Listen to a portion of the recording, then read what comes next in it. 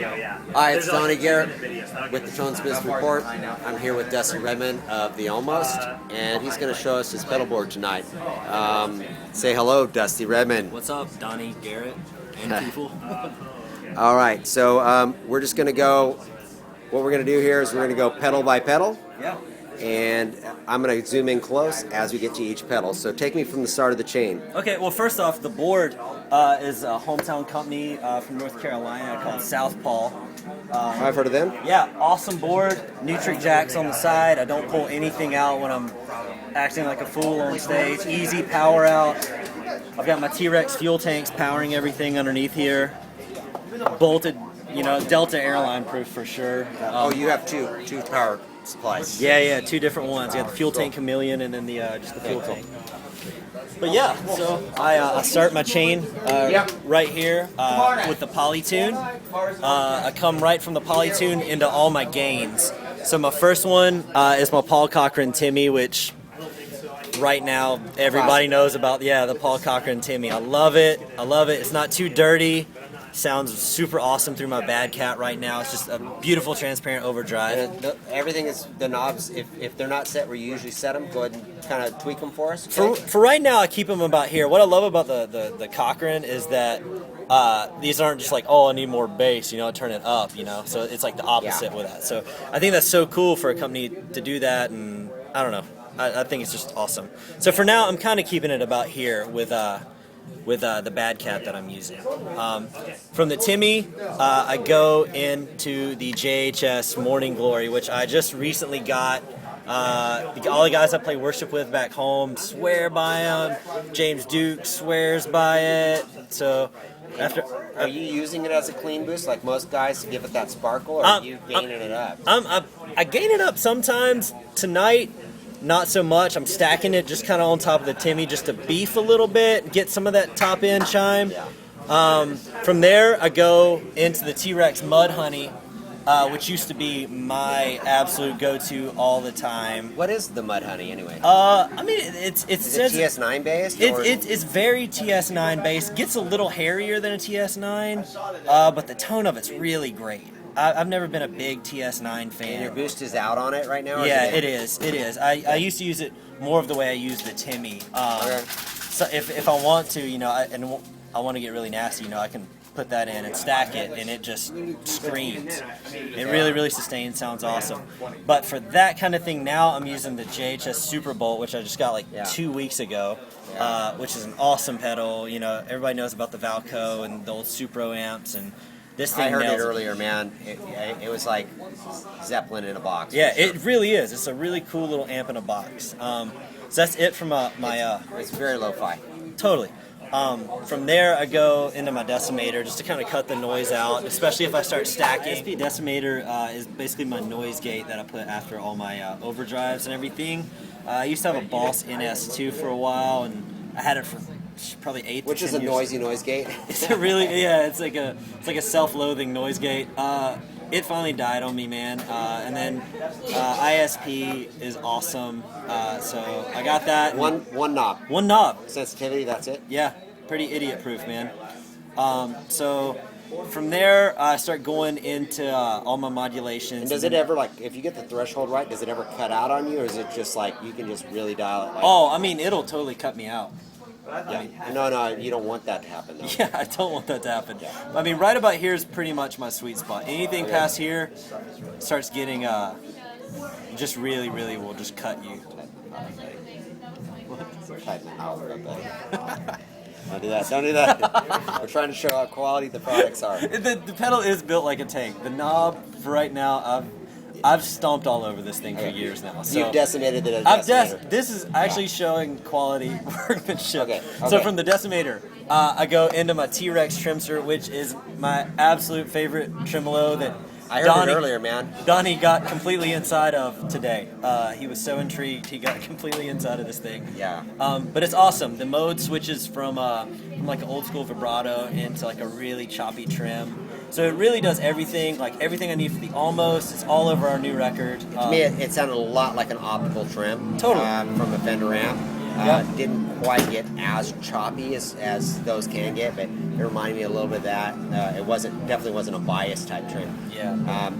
And I think Trex, a lot of guys, they are using their power supplies, but they really haven't they're not using their effects pedals, and I don't know why. I don't know if they're afraid of the prehistoric name, but their quality of their stuff's really good, and both these pedals did sound really good when you stepped on it. Yeah, that's awesome. So where are we going next? So from there, I go up into my carbon copy, which is, we all know about that. Everybody knows about the carbon copy and everything. I use that mostly just for like a quick slap back a lot. I've got it set now for a little bit more for a few of the songs we're playing live. I use a little more of that longer analog delay. From there, I go into my Strymon Capistan, which is another one everybody knows about, and Donnie actually showed me a lot of the in and out secret menu. Yeah, that's right, man. Cool tricks on this thing cool today. Tricks. Yeah, cool. Which I love it. I had a big, DD20. I had an Get in close Eventide. so they can see how you kind of. Yeah. You're just using it for slapback. Yeah. It's a slapback machine for me. Rockabilly Bob. It is awesome. I play country music at home a lot, and this is perfect. This is the perfect pedal that I wanted. So cool. This thing is used a whole lot. I use it, and most guys use it for something so completely different. They're either using it for quarters or dotted A's, and they've got a little bit of wow and flutter. You got zero wow. This is your slapback, and you know what? The best way to get that is with what this is designed for is tape. Totally. Tape is the way to go. Brian Setzer will tell you the same. So I guess we only have one pedal left. Yeah, 1.5, I'll say. From there, I go to the Strymon Blue Sky, which is killer. Right now, just for my normal bypass switch, I've got it set to like a room. I normally keep it set for like a room. Sometimes I'll switch it to a spring, but for the almost, normally I'll leave it on a room. Medium? Yeah. No, it's normal. Yeah, normal. I don't add any mod or shimmer to it. Okay. My favorite though is set to a plate with a whole lot of shimmer on it. Gives you that synth swell. Use that a ton for worship, a ton for the almost. But you're running that after delay, so you're actually shimmering the delay as opposed to delaying the shimmer. Yep. That's cool. Yeah. I love the way. So tell me about your volume pedal. What position is it? Pre-drive or post-drive? We didn't talk about that. Yeah, it's post-drive. I used to go pre-drive into it, but I like having all my gain and being able to just actually control the volume of the gain. So out of there, just hit the old JHS buffer. It's that guy. Yeah. Hit this little fella on the way out, just to push that signal through the long snake cable. This thing's, this isn't a lava. Everything else is lavas, but these should be the builder of my board. Put these in, which are hardwired down to the neutral jacks, and cool. Lava will be happy to see you're using their stuff too. I love lava. And tell me about your new amp. Oh, my new amp. It's funny you asked, Donnie. No, my new amp is a Bad Cat Classic Deluxe 20R, which is awesome. It takes all the blackface that I love. I've always been a Fender guy. Takes that farty low end of the cool old Deluxe reverbs and then really tightens up the low end. Yeah. The highs are still there. The reverb sounds amazing. And then, like we were talking about earlier, it's got that Vox chime that can kind of cut through that mid-range, without having a mid-range knob.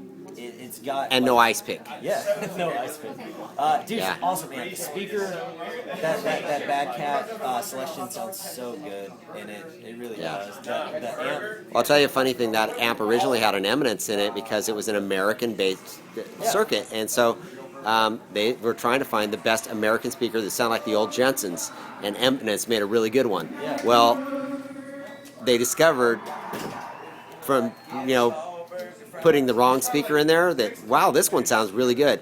They had to put a Bad Cat Celestian in there. And so from that day on, it's all Bad Cat Celestians in It them. sounds really good. It sounds awesome. I've been playing this old Fender cab right now with 2 10s in it, and then just going back to a 12, it just sounds so massive, and like I really missed it. So that amp is just blowing my mind right now. It's 20 watts, but it sounds like easily 30. It's not 20 watts. It's closer to 30. Bad Cat rates their amps at watts before breakup. Yeah. That's what Leo Fender used to do back in the day because people didn't want their amps to break up. They wanted them to be clean. So they would rate the amps for how many watts they were before they started breaking up. So everything that you're doing beyond 11 o'clock, those are all free watts. Yeah, free to you, man. You know, enjoy them. That's awesome. All right, so sign us out here. All right, I'm Dusty from the Almost. You've just taken a look at my board, heard about my rig, and yeah, come see us out on the road. Yeah, these guys rock, man. Don't miss them.